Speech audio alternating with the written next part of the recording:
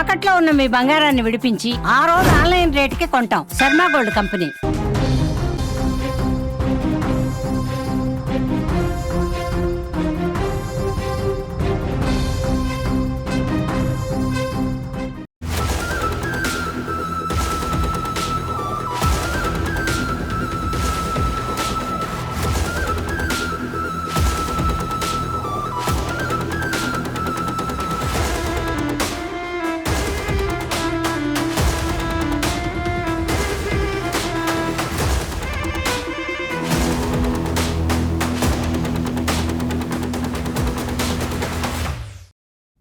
అతిపెద్ద ప్రశ్న, సౌజన్యని చంపింది కూడా ఈ వందల హత్యలు చేసిన వాళ్ళేనా? సౌజన్య ప్రాణాలు బలి తీసుకున్నది కూడా ఈ వందల హత్యలు చేసిన వాళ్ళేనా? సౌజన్య 2012 అక్టోబర్ 9వ తేదీన అత్యంత దారుణంగా ధర్మస్థలిలోనే హత్యకు గురైంది. సౌజన్యని అత్యంత దారుణంగా ఆ రోజు 9వ తేదీ రాత్రి కాలేజ్కి వెళ్ళిన సౌజన్యని కొందరు గుర్తు తెలియని వ్యక్తులు అటకాయించి ఆ రోజు రాత్రి ఆమె పైన అత్యాచారం చేసి ఆ తర్వాత ఆమె డెడ్ బాడీని నేత్రావతి నది ఒడ్డున పడేసి వెళ్ళిపోయారు. ఇప్పుడు ధర్మస్థలిలో ఏవైతే అవశేషాల కోసం వేట కొనసాగుతుందో ఆ అవశేషాలు ఎందుకు అక్కడికి బయటపడుతున్నాయో ఈ విషయాలన్నీ వెలికి తీస్తున్నప్పుడు ఏదైతే సాక్షి సౌజన్య హత్య కేసు గురించి సంబంధించిన అంటే ఈ ధర్మస్థలిలో మహిళలపై అఘాయిత్యం జరిగింది, వందలాది మహిళల్ని అత్యాచారం చేసి హత్య చేసి పాతిపెట్టారు, నేనే 100కు పైగా శవాన్ని పాతిపెట్టానని అతను ఏ అంశాలైతే చెప్తున్నాడో ఆ ప్రత్యక్ష సాక్షి మాజీ పారిశుద్ధ్య కార్మికుడు, అదే విధంగా 2012లో సౌజన్య హత్య కూడా జరిగింది. కాకపోతే మిగతా వాళ్ళ శవాలని పూడ్చిపెట్టారు. సౌజన్య శవాన్ని మాత్రం ఒక క్లాత్కి ఆమె 2 చేతులకి ఒక క్లాత్ను కట్టి నేత్రావతి నది ఏదైతే ధర్మస్థలిలో పరమ పవిత్రంగా భావించే నేత్రావతి నది ఒడ్డున ఒక చెట్టుకు కట్టేసి వదిలేసి వెళ్ళిపోయారు. సౌజన్య డెడ్ బాడీ దొరికిన సమయంలో ఆమె శవాన్ని డెడ్ బాడీని పరిశీలిస్తే ఆమె పైన పలుమార్లు అఘాయిత్యం అత్యాచారం జరిగినట్టుగా ఆనవాళ్లు దొరికాయి. ఆ తర్వాత ఆమెని అత్యంత పాశవికంగా హత్య చేసినట్టుగా ఆనవాళ్లు దొరికాయి. ఇవన్నీ చూస్తుంటే ఈ హత్యలు చేసిన వాళ్ళే నిన్న ఏవైతే స్కెలిటన్స్ నిన్నటి నుంచి వెలుగులోకి వస్తున్నాయో ఇవాళ 6వ స్థానంలోనే మళ్ళీ తవ్వకాలు జరుపుతున్నారు. 6వ స్థానం నుంచి ఇవాళ 7, 8, 9 వరకు తవ్వకాలు జరిగే అవకాశం ఉన్నాయి. ఇక్కడ ఏవైతే అస్థికలు బయటకు వస్తున్నాయో ఈ హత్యలు ఎలా జరిగాయో సౌజన్య హత్య కూడా 2012లో అలాగే జరిగి ఉంటుందని ఇప్పుడు దేశవ్యాప్తంగా చర్చ జరుగుతోంది. ఎందుకంటే సౌజన్యని చంపిన తర్వాతే ధర్మస్థలిలో క్రైమ్స్ పైన అత్యంత చర్చ జరిగింది. సౌజన్య డెడ్ కోసం అక్కడున్న ప్రజా సంఘాలు కావచ్చు, సౌజన్య అభిమానులు కావచ్చు ఏళ్ల తరబడి పోరాటం చేస్తూనే ఉన్నారు. 2025 జనవరి 19న సౌజన్య తండ్రి చందప్ప ప్రాణాలు కోల్పోయాడు. ఆయన క్యాన్సర్తో చనిపోయాడు. ఆయన చనిపోయే చివరి క్షణం వరకు ఆయన సౌజన్య కోసం కష్టపడుతూనే ఉన్నాడు, పోరాటం చేస్తూనే వచ్చాడు. అయితే ఇప్పుడు శవాలు దొరకడాన్ని బట్టి చూస్తే, ఇప్పుడు అస్థిపంజరాలు దొరకడాన్ని బట్టి చూస్తే సౌజన్యని కూడా చంపింది వాళ్ళేనా అనే సందేహాలు బలపడుతున్నాయి. సౌజన్యని చంపింది ఎవరో అని ఆ ప్రాంతంలో ఉన్నవాళ్ళు బెల్తంగడి కావచ్చు, ధర్మస్థలి కావచ్చు. సౌజన్య స్వస్థలం బెల్తంగడి అయితే ధర్మస్థలిలో ఉండే ఒక కాలేజ్కి వచ్చి చదువుకునేది, ధర్మస్థలి దేవస్థానం ఆధీనంలో ఉన్న కాలేజీలో చదువుకునేది. 17 ఏళ్ల వయసున్న సౌజన్య కాలేజ్కి బయలుదేరిన సమయంలో దుండగులు అటకాయించారు అక్టోబర్ 9, 2012న. ఆ తర్వాత ఆమెను తీసుకెళ్ళి ధర్మస్థలి అడవుల్లోకి తీసుకెళ్ళి అత్యాచారం చేసి, ఒక్కరు కాదు ఆమె పైన గ్యాంగ్ రేప్ జరిగిందని అప్పట్లోనే ఆమె పోస్ట్ మార్టం రిపోర్ట్లో వచ్చింది. ఆ తర్వాత హత్య చేసినట్టుగా తెలియదు. ఇప్పుడు దొరుకుతున్న శవాలను బట్టి చూస్తే ఇదే స్థాయిలో 2003లో డాక్టర్ అనన్య కూడా మిస్ అయింది. అయితే ఇప్పుడు బయటకు వస్తున్న ఈ అస్థిపంజరాలన్నీ చూస్తే సౌజన్యని కేవలం పాతి పెట్టలేదు, ఆమె డెడ్ బాడీ దొరికేటట్టు మాత్రమే చేశారని తెలుస్తుంది. అంతేకాదు సౌజన్య కుటుంబ సభ్యులు హంతకులు ఎవరు అనే మాటని చాలా ఓపెన్గా స్పష్టంగా చెప్తున్నారు. కానీ వాళ్ళ పేర్లను ఇప్పుడు మేము బయటకు చెప్పలేము, ఎందుకంటే సరైన ఆధారాలు లేవు. ఆ కేసు విచారణ ఇంకా పూర్తి అవ్వలేదు, ప్రస్తుతం సిబిఐ చేతుల్లో ఉంది కాబట్టి. ఎందుకంటే సౌజన్య కుటుంబ సభ్యుల పేర్లు కూడా వెల్లడించడానికి వీల్లేదు, ఆ కేసు అత్యాచారం హత్య కేసు కాబట్టి. సౌజన్య ఫ్యామిలీ మెంబర్స్తో సుమన్ టీవీ మాట్లాడినప్పుడు చాలా స్పష్టంగా చెప్పారు, హంతకులు ఎవరో అందరికీ తెలుసు, వాళ్ళని కాపాడడానికి అనేక ప్రయత్నాలు జరుగుతున్నాయి, 5 దశాబ్దాలుగా ఆ ప్రాంతాన్ని వాళ్ళు ఏలుతున్నారని చాలా స్పష్టంగా చెప్తున్నారు సౌజన్య కుటుంబ సభ్యులు. సౌజన్య తాత ఒక సంచలనమైన ఆరోపణ చేశాడు. ప్రస్తుతం ఏదైతే మాజీ పారిశుద్ధ్య కార్మికుడు చెప్పిన మాటలను బట్టి ఆయన శవాలు పాతిపెట్టిన ప్రాంతాన్ని గుర్తించడంతో ఆ సౌజన్య తాత చాలా స్పష్టంగా చెప్పాడు, ఇది ధర్మస్థలలో సహజమైన విషయం. ఇక్కడ వేరే ప్రాంతాల నుంచి దర్శనానికి వచ్చో చదువు కోసం వచ్చే మహిళల్ని ఖచ్చితంగా అఘాయిత్యం చేసి హత్య చేసిన సందర్భాలు సంఘటనలు వందల్లో ఉన్నాయి. 100 శవాలు కాదు, అంతకంటే ఎక్కువ డెడ్ బాడీస్ దొరుకుతాయని ఆయన సౌజన్య తాత ఒక కఠినమైన కామెంట్ చేశాడు.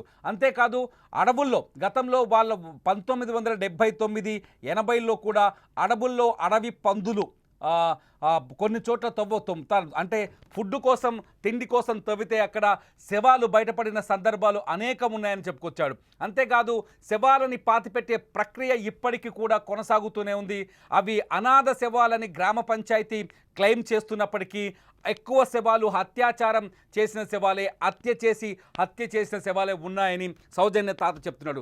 ఇవన్నీ ఒక్కసారిగా చూస్తుంటే ఇప్పుడు బయటకు వస్తున్న స్కెలిటన్స్ కావచ్చు, ఇప్పుడు బయటపడుతున్న నిన్న ఒకే చోట 6వ స్థానం, అంటే ఇది మీరు ఒకసారి ఆ స్పాట్ని ఒకసారి ఫుల్గా అబ్జర్వ్ చేయాలి. ఇప్పుడు మీరు చూస్తున్న ఈ స్పాట్ నేత్రావతి నదికి అవతల పక్కన ఉంటుంది. అక్కడికి మనుషులు వెళ్ళడానికి భయపడే ప్రాంతం అది అటవీ ప్రాంతం. నేత్రావతి నదిలో పూర్తిగా అడవి ప్రాంతం. ఆ అడవి ప్రాంతంలో ఒకే చోట 2 శవాలకు సంబంధించిన అస్థికలు దొరకడం అంటేనే ఖచ్చితంగా ధర్మస్థలలో మాస్ మర్డర్స్ జరిగాయని, మాస్ బరియల్స్ జరిగాయని అర్థమవుతుంది. 6వ స్పాట్లోనే నిన్న మొత్తం విచారణ ఆగిపోయింది. మొదటి 2 రోజులు సోమవారం స్పాట్లు గుర్తిస్తే మంగళవారం మొదటి 2 స్పాట్లలో తవ్వకాలు జరిపారు. బుధవారం 3, 4, 5 చోట్ల తవ్వకాలు జరిపారు. ఎటువంటి ఆధారాలు దొరకలేదు. 6వ స్పాట్కి వచ్చేసరికి విచారణ అంతా మారిపోయింది. 6వ స్పాట్లో నిన్న 2 స్కెలిటన్స్ దొరికాయి. వాళ్ళ తలల పుర్రెలు, 2 పుర్రెలు, 15 ఎముకలు, 12 నుంచి 15 ఎముకలు, ఇంకా స్పష్టంగా చెప్పాలి 15 ఎముకలను మాకు సమాచారం ఉంది. 15 ఎముకలు దొరికాయి. వాటిని సీజ్ చేసి ఫోరెన్సిక్ ల్యాబ్కి పంపించారు. అవి ప్రాథమిక నిర్ధారణలో చాలా స్పష్టంగా తెలిసింది మహిళల ఎముకలే అని. ఆ మహిళల ఎముకలపైన ఎఫ్ఎస్ఎల్ రిపోర్టు మరి కాసేపట్లో రాబోతుంది. ధర్మస్థలంలో సుమన్ టీవీ ప్రతినిధి ఉన్నారు, ఆయన నుంచి పూర్తి సమాచారం కూడా మనం తెలుసుకోబోతున్నాం. ఇకపోతే సౌజన్య హత్యకి ఇప్పుడు బయటకు వచ్చిన స్కెలిటన్స్కి గతంలో జరిగిన ధర్మస్థలంలో జరిగిన హత్యలకి సంబంధం ఉందా అంటే ఉంది అని ఒక లింక్ కనిపిస్తుంది. లింక్ ఏంటంటే అత్యాచారం చేసి హత్య చేయడం. ఆ సౌజన్య పైన కూడా అత్యాచారం జరిగింది, ఆ తర్వాత హత్య చేశారు. కాకపోతే మిగతా శవాల్ని కనిపించకుండా పూడ్చిపెట్టారు. సౌజన్య శవం నది ఒడ్డున దొరికింది. ఎందుకంటే సౌజన్య స్థానిక మహిళ. ఒక రిపోర్టు ప్రకారం పోలీసులు తాజాగా తీసుకున్న రిపోర్టు ప్రకారం 1995 నుంచి నేటి వరకు 30 సంవత్సరాలలో బెల్తంగడి అట్లాగే ధర్మస్థలతో పాటు ఆ 3 ప్రాంతాల్లో దాదాపు 400 మంది మహిళలు కనిపించకుండా పోయారని, ఇతర ప్రాంతాల నుంచి కావచ్చు, ఈ పోలీస్ స్టేషన్లలో నమోదైన కేసులన్నీ తీస్తే 450 మిస్సింగ్ కేసులున్నాయి. ఆ మిస్సింగ్ కేసుల విచారణ ఎప్పుడూ పూర్తి స్థాయిలో జరగలేదు. ఆ మిస్సింగ్ కేసుల్ని చాలామంది పోలీసులు అత్యంత నిర్లక్ష్యంగా ఆ మిస్సింగ్ కేసుల విచారణ జరిపించారని ఒక రిపోర్ట్ నివేదిక బయటకు వచ్చింది. ఈ నేపథ్యంలోనే సిట్ ఈ విచారణని మళ్ళీ పునరాదేశించింది, మళ్ళీ మొదలుపెట్టింది. ఈ విచారణలో సిట్ చీఫ్ ఎవరైతే ప్రణబ్ మహంతి ఉన్నారో ఆయన కొన్ని ఆదేశాలు జారీ చేశారు. నిన్న స్కెలిటన్స్ దొరికిన తర్వాత ఆయన కొన్ని కీలకమైన ఆదేశాలు జారీ చేశారు. ఒకటి, ధర్మస్థల గ్రామ పంచాయతీకి ఒక ఆదేశం జారీ చేశారు. గతంలో మీరు 1995 నుంచి ఇప్పటి వరకు 2025 వరకు మీరు ఎన్ని అనాథ శవాల్ని పూడ్చిపెట్టారు, ఏ ప్రాంతాల్లో పూడ్చిపెట్టిన వాళ్ళ శవాలకు సంబంధించిన ఆనవాళ్ళేంటి, మీరు స్వాధీనం చేసుకున్న వస్తువులేంటి, పూర్తి వివరాలని నివేదికల్ని తమకు సమర్పించాలని నిన్న ఆర్డర్ వేశారు.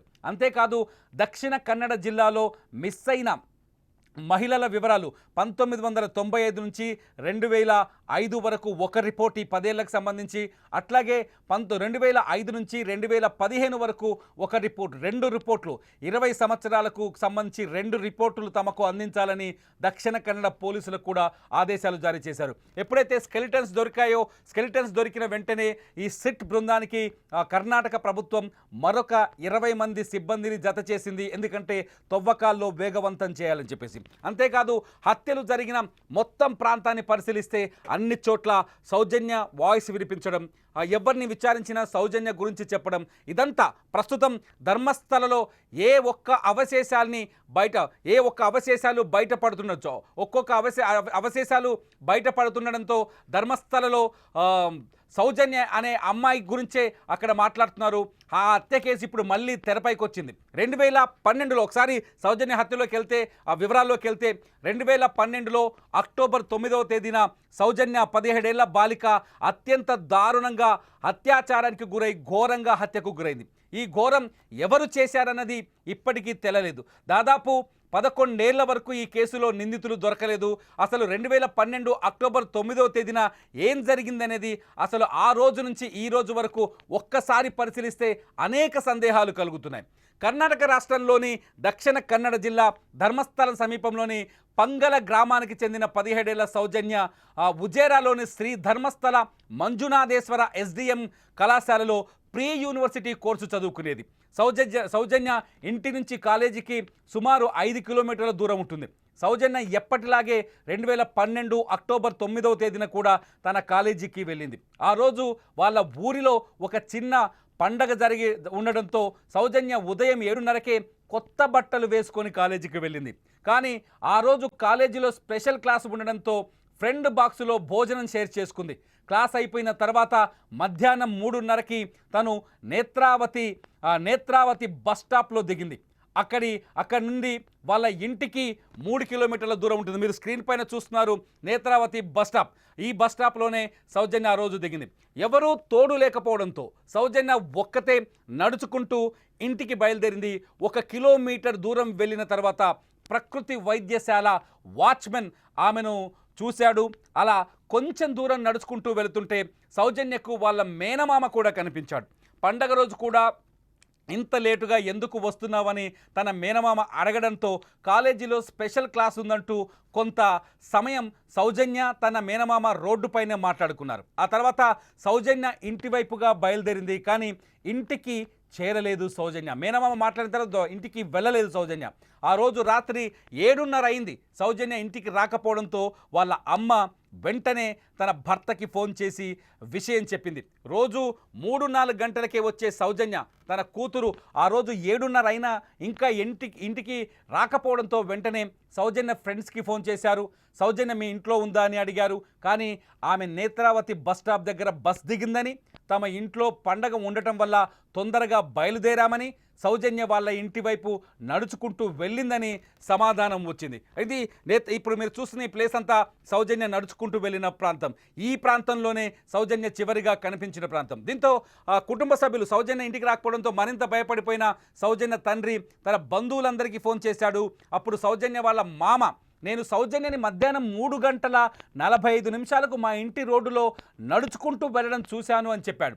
తర్వాత తను వెళ్ళిపోయిన సౌజన్య ఇంటి వైపు వచ్చిందని సమాధానం ఇచ్చాడు. ఆ రోజు రాత్రి 11 గంటల వరకు సుమారు 100 నుండి 200 మంది గ్రామస్తులు, దాదాపు 100 నుంచి 200 మంది గ్రామస్తులు చుట్టుపక్కల ప్రాంతాల్లో సౌజన్య కోసం గాలించారు. కానీ ఎటువంటి ఆచూకీ దొరకలేదు. దాంతో అక్కడి నుంచి నేరుగా పోలీస్ స్టేషన్కి వెళ్ళి ఫిర్యాదు చేసే ప్రయత్నం చేశారు. కానీ పోలీసులు 24 గంటలయ్యే వరకు కంప్లైంట్ తీసుకోబోమని చెప్పారు. దీంతో సౌజన్య కుటుంబ సభ్యులు తిరిగి ఇంటికి వెళ్ళారు. మరుసటి రోజు ఉదయం 10 గంటల సమయంలో ఊరి గ్రామస్తులందరూ మళ్ళీ అన్ని వైపులా గాలిస్తుండగా ఒకరికి సౌజన్య మృతదేహం కనిపించింది. సౌజన్యను అది కూడా నేత్రావతి నది ఒడ్డున. సౌజన్యను చూసిన అతను తీవ్ర షాక్కు గురయ్యాడు, భయపడ్డాడు. ఆమె చేతులు ఒక చిన్న చెట్టుకు కట్టేస్తున్నాయి. ఆమె ఒంటిపైన రక్తపు గాయాలు కూడా కనిపించాయి. నేత్రావతి నది ఒడ్డున కనిపించిన సీన్ ఇది. సౌజన్యను చూసిన వారికి కన్నీలాగలేదు. సౌజన్య అత్యంత పాశవికంగా రేప్ చేసి చంపేశారు సౌజన్యని. సౌజన్య డెడ్ బాడీని చూస్తే తన చున్నీ అండ్ ఐడి కార్డును చెట్టుకు వేలాడదీశారంటే ఒక కక్షపూరితంగా హత్య చేశారని, ఒక కామంతో ఆమెను చంపేశారని అర్థమైంది. తన శరీరం పూర్తిగా ఒళ్ళంతా గాయాలు కనిపించాయి. తన లిప్స్ని రక్తం వచ్చేలా కొరికారు. ఈ మాట చెప్పడానికే కన్నీళ్ళు వస్తాయి. ప్రైవేట్ పార్టీలో అయితే మాట్లాడలేం, మట్టి వేశారు. సౌజన్యను ఘోరాతి ఘోరంగా రేప్ చేశారు. ఈ దారుణం జరిగిన స్థలానికి పోలీసులు వచ్చి ఆ ప్రాంతాన్ని పరిశీలించారు. ఆ తర్వాత అంతా అయిపోయిన తర్వాత సౌజన్య మృతదేహాన్ని పోస్ట్ మార్టం కోసం పంపించారు. దాన్ని డెడ్ బాడీ రిపోర్ట్ కోసం ఉత్కంఠగా ఎదురు చూశారు. దాదాపు 11 ఏళ్ల వరకు ఈ కేసులో ఒక్క నిందితుడు కూడా దొరకలేదు. ఈ కేసు చాలా కాలం పాటు మిస్టరీగానే మిగిలిపోయింది. ఇప్పుడు కూడా మిస్టరీగానే ఉంది. ఈ సంఘటన వల్ల ఆ ప్రాంతంలో ప్రజలు చాలా భయపడ్డారు. మరుసటి రోజు అంటే అక్టోబర్ 11న 2012 అక్టోబర్ 11న ఆమె అంత్యక్రియలు జరిగాయి. భారీ ఎత్తున ప్రజలు ఆమె అంత్యక్రియలు హాజరయ్యారు. ఈ కేసులో సౌజన్యానికి న్యాయం జరగాలంటూ వాళ్ళు ఆందోళనకు దిగారు. ఈ కేసులో అయితే సంతోష్ రావు అనే ఒక వ్యక్తిని పోలీసులు వెంటనే అరెస్ట్ చేశారు. స్థానికులు అతన్ని పట్టుకొని పోలీసులకు అప్పగించారని అప్పట్లో వార్తలు వచ్చాయి. కానీ ఈ కేసులో పోలీసుల దర్యాప్తు సరిగ్గా జరగలేదనే ఆరోపణలు మొదటి నుంచి ఉన్నాయి. ముఖ్యంగా సాక్షులను సరిగ్గా సేకరించలేదు, మెడికల్ రిపోర్ట్లను తారుమారు చేశారు వంటి అనే ఆరోపణలు అనేకం తెరపైకి వచ్చాయి. దీంతో ఈ కేసుపై ప్రజల నుంచి పెద్ద ఎత్తున నిరసనలు వ్యక్తమయ్యాయి. ఈ కేసును సిబిఐకి అప్పగించారు. చివరికి సిబిఐ కూడా సంతోష్ రావునే ప్రధాన నిందితుడిగా పేర్కొంటూ కోర్టులో ఛార్జ్షీట్ దాఖలు చేసింది. సిబిఐ వాదనలు ప్రధానంగా 3 అంశాలపైన ఆధారపడ్డాయి. అందులో ఒకటి, పోలీసుల విచారణలో సంతోష్ రావు నేరం ఒప్పుకున్నాడని చెప్పడం. రెండోది వచ్చేసి అతని నుంచి సౌజన్య బట్టలు స్వాధీనం చేసుకున్నామని చెప్పడం. మూడోది వచ్చేసి అతని శరీరం పైన ఉన్న గాయాలు. దీంతో సంతోష్ రావును అప్పటి నుండి అతను దాదాపు 4 సంవత్సరాల పాటు జైల్లోనే ఉన్నాడు. ఆ తర్వాత 2017లో సిబిఐ ప్రత్యేక కోర్టు అతనికి బెయిల్ మంజూరు చేసింది. బెయిల్పై విడుదలైన తర్వాత కూడా కేసు విచారణ కొనసాగింది. చివరకు 2023 జూన్ 16న కోర్టు అతన్ని నిర్దోషిగా ప్రకటించి తుది తీర్పునిచ్చింది. దీంతో సౌజన్య హంతకుడు సంతోష్ రావు కాదు అని చెప్పింది. దాదాపు 11 సంవత్సరాల విచారణ తర్వాత కోర్టు తన తీర్పులో పోలీసులు సమర్పించిన సాక్ష్యాలు అతని నేరాన్ని రుజువు చేయడానికి సరిపోవని స్పష్టంగా చెప్పింది. ముఖ్యంగా పోలీసులు సేకరించిన వాంగ్మూలం నమ్మదగినది కాదని, అలాగే అతని శరీరంపై ఉన్న గాయాలు సౌజన్యతో పోరాటం వల్ల వచ్చినవి కావని, అతన్ని ప్రజలు కొట్టడం వల్ల వచ్చాయని కోర్టు అభిప్రాయపడింది. అంతేకాకుండా సౌజన్య గోళ్ల కింద సంతోష్ రావు డిఎన్ఏ లేదా ఇతర కణాలు కనిపించలేదని, పోలీసులు స్వాధీనం చేసుకున్నట్టు చెప్పిన బట్టల గురించి కూడా కోర్టు అనుమానం వ్యక్తం చేసింది. సౌజన్య తల్లి తన ఇంటి నుంచి పోలీసుల బట్టలు తీసుకువెళ్లారని చెప్పడంతో, పోలీసులు బట్టలు తీసుకెళ్లారని చెప్పడంతో సాక్ష్యాలు తారుమారయ్యాయని ఇక్కడ చాలా స్పష్టంగా తెలిసింది. అంటే సంతోష్ రావుని ఉద్దేశపూర్వకంగా ఇరికించారని. సంతోష్ రావు విడుదల తర్వాత సౌజన్య కుటుంబ సభ్యులు, ప్రజలు చాలా ఆగ్రహం వ్యక్తం చేశారు. అసలు దోషులకు శిక్ష పడలేదని, పోలీసుల దర్యాప్తులో లోపమే దీనికి కారణమని ఆరోపించారు. ఈ కేసును తిరిగి దర్యాప్తు చేయాలని, అలాగే దర్యాప్తులో లోపాలు చేసిన పోలీసు అధికారులపైన చర్యలు తీసుకోవాలని కూడా డిమాండ్ చేశారు. ప్రస్తుతం ఈ కేసును సిట్తో మళ్ళీ విచారింపజేయాలని డిమాండ్ చేస్తున్నారు. ధర్మస్థల చుట్టుపక్కల జరిగిన ఇతర అనుమానాస్పద మరణాలు కూడా ఈ కేసుతో ముడిపడి ఉన్నాయని ప్రజలు బలంగా విశ్వసిస్తున్నారు. ఈ కేసులో న్యాయం కోసం పోరాటం ఇప్పటికీ కొనసాగుతూనే ఉంది. ఇప్పుడు ఈ 100 శవాల కథ వెలుగులోకి రావడంతో సౌజన్య హత్యలకు ఈ 100 శవాలకు సంబంధం ఉందనే చర్చ కొనసాగుతుంది. మొత్తంగా సౌజన్యని చంపింది కూడా ఈ అన్నోన్ మర్డర్స్ ఏవైతే ఉన్నాయో, ఈ 100లకు పైగా మహిళలు మిస్ అవ్వడానికి కారకులనే చర్చ ఎక్కడైతే జరుగుతుందో, 100కు పైగా శవాల్ని నేనే పాతిపెట్టాను, అది అత్యంత ప్రభావవంతులైన వ్యక్తులు, ధర్మస్థలలో అత్యంత శక్తివంతమైన వ్యక్తులు చెప్పడం వల్ల పాతిపెట్టానన్న ఆ వ్యక్తి చెప్పిన హత్యలకి, అట్లాగే శవాలకి, సౌజన్య హత్యకి కూడా సంబంధం ఉందనే చర్చ జరుగుతుంది. ఇటువంటిదే 2003లో జరిగిన డాక్టర్ అనన్య హత్య కేసు కూడా ఈ శవాలకి ముడిపడి ఉందనే చర్చ జరుగుతుంది. ఏది ఏమైనా ధర్మస్థలిలో అసలు ఈ నేరస్థలిగా మారి కనిపిస్తోంది ఇప్పుడు ధర్మస్థలి ప్రపంచానికి. ధర్మస్థలిలో ఈ వరుస ఉదంతాలన్నీ అంటే గత కొన్నాళ్లుగా అక్కడ మహిళలపైన అఘాయిత్యాలు జరుగుతున్నాయి, హత్యలు జరుగుతున్నాయనే అన్నింటినీ రుజువు చేసే విధంగా ఇప్పుడు మొత్తం డేటా వెలుగులోకి వస్తుంది. ఈ అస్థిపంజరాలు ఒకే చోట మల్టిపుల్ డెడ్ బాడీస్, అంటే ఒక చోట ఒక శవం దొరికింది అంటే దాన్ని వేరే పర్పస్లోనో లేకపోతే అధికారికంగా ధర్మస్థలి గ్రామ పంచాయతీ చెప్తున్నట్టుగా అధికారికంగా పాతిపెట్టారని భావించవచ్చు. కానీ ఒకే చోట 2 శవాల ఆనవాళ్లు దొరకడం, 2 శవాల అస్థిపంజరాలు దొరకడం, 2 శవాల పుర్రెలు దొరకడంతో ఇక్కడ మాస్ బరియల్ జరిగాయనే చర్చ కూడా జరుగుతుంది. అంతేకాదు ఈ హత్యలు శవాలు పాతిపెట్టడం వెనుక అంటే ఈ పారిశుద్ధ్య కార్మికుడు చూపించిన స్పాట్లలో అత్యంత కీలకమైన స్పాట్స్ 7 నుంచి 9 అని తెలుస్తోంది. చూడాలి, ఇవాళ తవ్వకాలు 7 నుంచి 9 వరకు కొనసాగే అవకాశం ఉంది. ప్రతి తవ్వకానికి సంబంధించిన పూర్తి అప్డేట్ని సుమన్ టీవీలో మీరు చూస్తూనే ఉండొచ్చు.